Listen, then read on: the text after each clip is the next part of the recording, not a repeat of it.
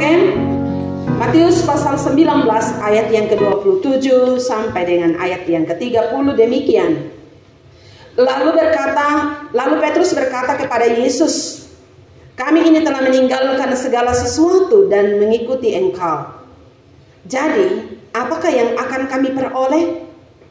Kata Yesus kepada mereka, "Sesungguhnya aku berkata kepadamu, pada waktu penciptaan kembali, apabila Anak Manusia bersemayam di takhta kemuliaannya, kamu yang telah mengikut aku akan duduk juga di atas 12 takhta untuk menghakimi ke-12 suku Israel. Setiap orang yang karena namaku meninggalkan rumah, saudara laki-laki atau saudara perempuan, atau ayah atau ibu, atau anak-anak atau ladangnya, akan menerima kembali 100 kali lipat dan akan memperoleh hidup yang kekal. Namun, banyak orang yang pertama akan menjadi yang terakhir, dan yang terakhir akan menjadi yang pertama." Sedemikian bagian firman Tuhan untuk bersama-sama kita merenungkan saat ini. Lembaga Alkitab Indonesia memberikan judul "Upah Mengikut Kristus". Upah mengikut Kristus, dan itulah tema perenungan kita hari ini. Bapak Ibu, saya mau bertanya seperti tadi pagi. Bagi yang ikut ibadah hari Minggu yang lalu, bagi yang tidak ikut berarti tidak usah menjawab. Tapi siapa tahu bisa didengar, bisa ditahu, bisa memberikan jawaban. Dalam tanda kutip, sebagai pengikut Kristus, Bapak Ibu saudara-saudara, apakah pekerja atau pengerja? Ya? Bagaimana sebelah kanan saya belum memberikan jawaban. Apakah Bapak Ibu dalam tanda kutip sebagai pengikut Kristus, apakah pengerja atau pekerja? Pengerja. Oke, puji Tuhan. Luar biasa Bapak Ibu saudara-saudara. Kita sebagai pengikut Tuhan, minggu yang lalu hamba Tuhan sudah menyampaikan, pengerja itu tidak menuntut upah. Pekerja yang menuntut upah. Itu sebabnya kalau pekerja, orang-orang yang mencari pekerjaan, khususnya karyawan di perusahaan-perusahaan, saya kasih contoh yang paling dekat, minta maaf. Anak kami waktu mau melamar ke sebuah perusahaan, waktu mau dites, satu hal yang kami titipkan kepada anak kami. Karena kami sudah mendengar kalau setiap kita mau melamar dan mungkin sudah 75% kita mau diterima, kita ditanya, berapa gaji yang kau mau? Kami katakan kepada anak kekasih, nanti siapa tahu ditanya, katakan saja sesuai dengan aturan perusahaan. Sesuai dengan aturan perusahaan. Bapak Ibu saudara-saudara, Petrus bertanya kepada Yesus. Siapa Petrus? Dia adalah salah seorang murid yang sudah dipanggil, dipilih oleh Yesus untuk menjadi murid dan pengikut Yesus. Dia sudah mengikuti Yesus sudah berapa lama? Namun di tengah perjalanan dia bertanya kepada Yesus, "Kami telah meninggalkan semuanya dan mengikut Yesus. Apakah yang akan kami peroleh? Apakah yang akan kami peroleh?" Saya tidak tahu Bapak Ibu saudara-saudara, pernahkah juga terlintas dalam pikiran kita sebagai pengikut Kristus, sejak kita percaya kepada Kristus, ada dalam pikiran kita, apa saya mau terima kalau saya percaya Yesus, saya ikut Yesus, apa upahnya? Ya, apa yang menyebabkan Petrus memberikan pertanyaan kepada Yesus pada waktu itu? Itu dilatar belakangi dari sebuah perkataan yang dinyatakan oleh seorang muda. Dia muda dan juga dikatakan bahwa dia adalah seorang yang kaya, yang datang kepada Yesus pula. Dia katakan, perbuatan baik apa yang akan kami lakukan supaya kami dapat memperoleh hidup yang kekal? Ternyata dalam kehidupan orang kaya yang muda ini ada satu kerinduannya. Ada sesuatu yang dalam pikirannya, apa yang akan dia peroleh. Bagaimana supaya ia dapat memperoleh hidup yang kekal itu? Yesus katakan apa yang ada di dalam hukum Taurat. Secara sepintas, orang kaya yang muda ini katakan, oh semua itu saya sudah lakukan, saya sudah kerjakan. Semua itu sudah saya turuti, tidak ada yang kurang. Tapi Yesus katakan, masih ada. Karena engkau adalah seorang yang kaya, pergilah, juallah apa yang kau miliki itu dan berikan kepada orang-orang miskin yang ada bersama-sama dengan engkau. Baru datang dan ikutlah aku. Mendengar hal itu, orang muda ini yang hidup dalam kekayaannya mendengar perkataan itu menjadi sedih.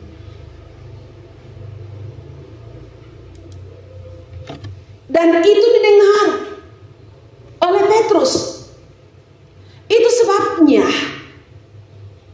mungkin dalam pikiran terbatas dan secara manusia, Petrus katakan, apa yang dimiliki oleh orang kaya muda ini adalah sesuatu hal yang mutlak. Itu adalah sesuatu hal yang pasti untuk dinikmati di dalam kehidupannya. Kenapa Yesus menyuruh dia untuk pergi menjual?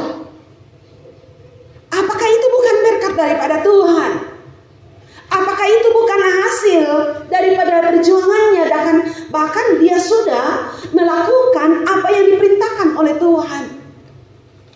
Sehingga ya dalam hati kecilnya, oh kalau begitu, apa yang saya akan peroleh kalau saya mengikut engkau?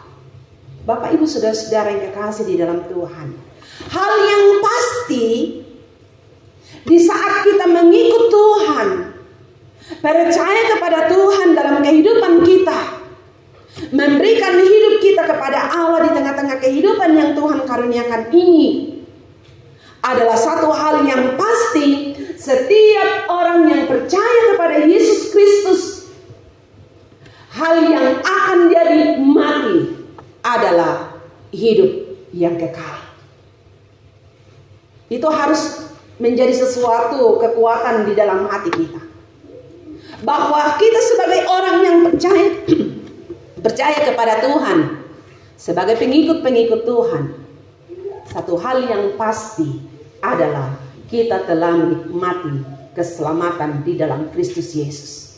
Dan kita akan memperoleh hidup yang kekal di saat Yesus datang menghakimi dunia ini. Itu sebabnya dalam ayat yang ke-28, sesungguhnya aku berkata kepadamu, pada waktu penciptaan kembali, apabila anak manusia bersemayam di takhta kemuliaannya, kamu yang telah mengikut aku akan duduk di atas takhta, di atas ke-12 takhta untuk menghakimi ke-12 suku Israel.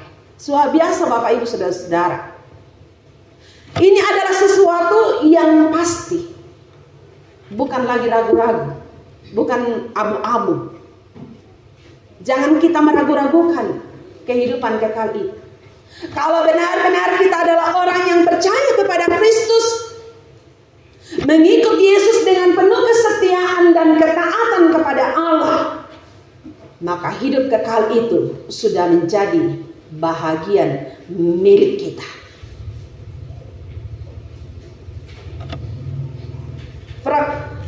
Anak muda yang kaya ini menjadi sebuah kebutuhannya. Kebutuhannya adalah bagaimana supaya ia memperoleh hidup yang kekal. Hidup kekal tidak didapatkan melalui perbuatan-perbuatan baik kita, tetapi hanya melalui iman kepada Yesus Kristus. Itu sebabnya di dalam surat Efesus pasal yang kedua ayat yang ke-8, kamu diselamatkan bukan karena hasil karya kamu, hasil usaha kamu, tetapi karena iman kepada Yesus Kristus.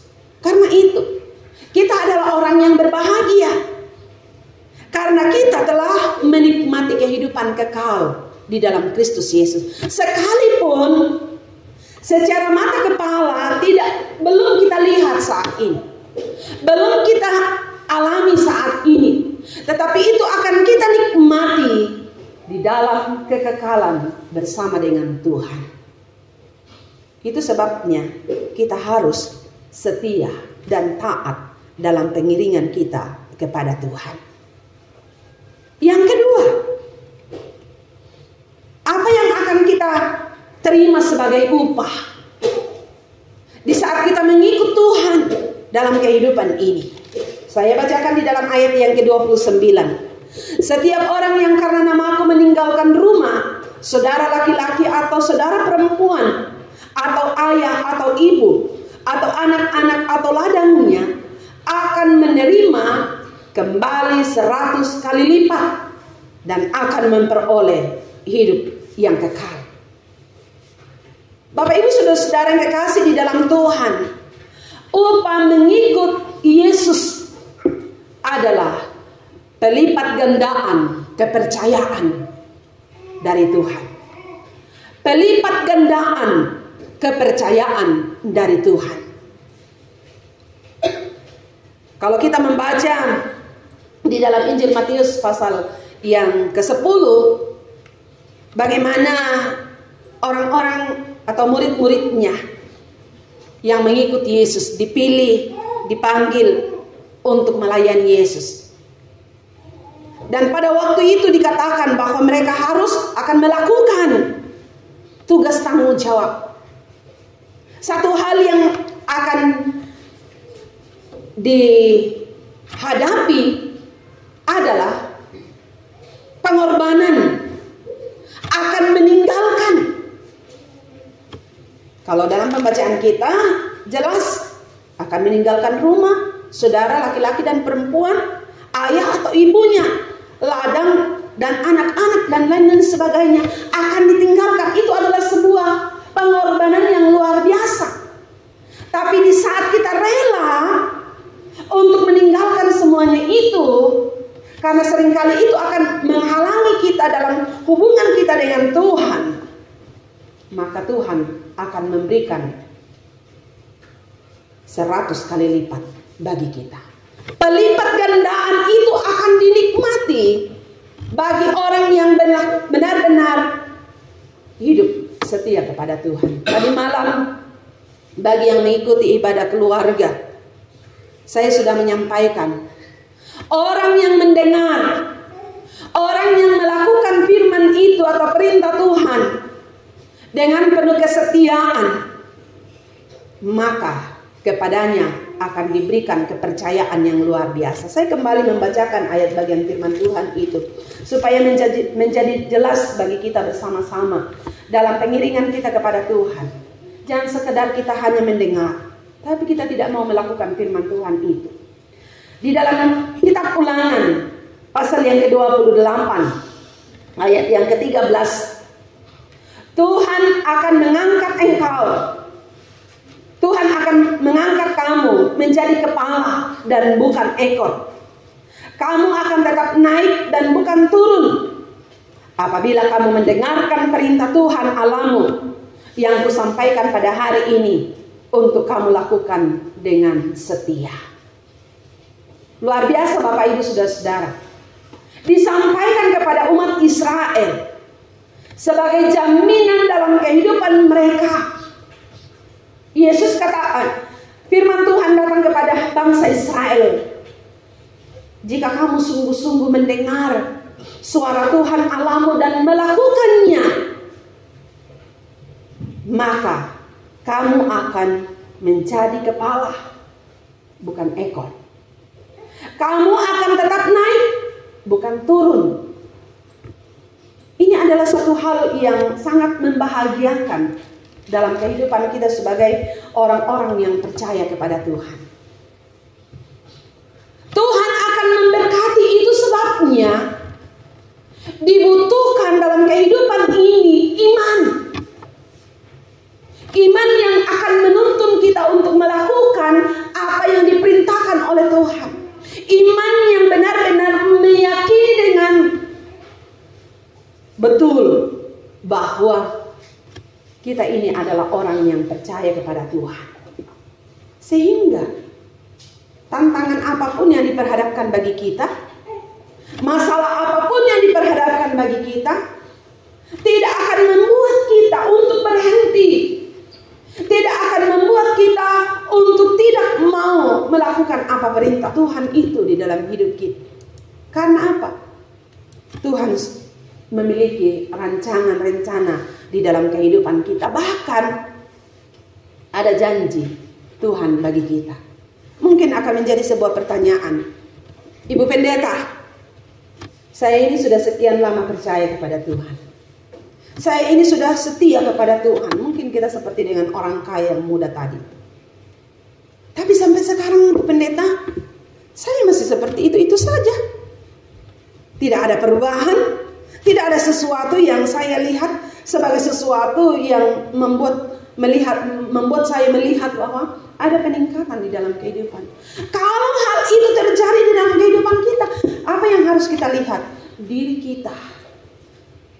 Diri kita menjadi sebuah pertanyaan, apakah saya benar-benar memiliki iman kepada Tuhan? Apakah saya benar-benar taat kepada Tuhan? Apakah saya benar-benar adalah seorang yang setia? Atau apakah saya yang melayani Tuhan ini dengan penuh kasih dan ketulusan? Apakah didorong dari hati yang dalam untuk melayani Tuhan sebagai ucapan syukur? Atau mungkin hanya karena ada sesuatu yang saya mau terima? Kalau itu ada di dalam pikiran kita, benak kita, dan kita belum membaharui kehidupan kita, meyakini janji Tuhan dan setia melakukan apa yang diperintahkan oleh Tuhan, maka kita harus berubah. Berubah dengan bagaimana? Harus memiliki satu komitmen dalam hidup kita untuk mengartikan hidup kita kepada Tuhan yang didasari di dalam kasih dan penuh ketulusan kepada Allah. Memiliki keyakinan yang pasti, iman di dalam kehidupan kita, iman yang bukan stagnan, tetapi iman yang semakin hari semakin bertumbuh dewasa dan menghasilkan buah-buah. Buah-buah itulah yang akan kelihatan, yang akan dirasakan oleh orang-orang yang ada di sekitar kita. Itu sebabnya Yesus katakan di dalam ayat yang ke-30, namun banyak orang yang pertama akan menjadi yang terakhir, dan yang terakhir akan menjadi yang pertama. ini menjadi sebuah awasan. Tapi bagi orang yang benar-benar hidup, memelihara imannya, setia kepada Tuhan, taat kepada Tuhan dalam hidupnya, akan melihat bahwa Tuhan memberkati dia. Ada banyak hal yang Tuhan berikan sebagai sebuah kepercayaan dalam hidupnya. Karena itu, mari di dalam kehidupan kita sebagai seorang yang percaya kepada Tuhan, mungkin saat ini kita belum melihat upah yang kita akan terima dari Tuhan. Tapi satu yang pasti yang sudah ada dalam genggaman kita adalah hidup yang kekal. Yang kedua, di saat kita taat, di saat kita setia kepada Allah, di saat kita hidup di dalam iman kepada Allah, maka Tuhan akan memberikan pelipat gandaan kepercayaan dalam kehidupan kita. Tuhan akan memberkati kita dengan berbagai cara. Karena itu, mari kita tetap melakukan apa yang diperintahkan oleh Tuhan bagi kita. Dan jangan berhenti, tetapi terus lakukan apa yang diperintahkan oleh Allah. Tuhan memberkati kita dengan firman-Nya. Amin.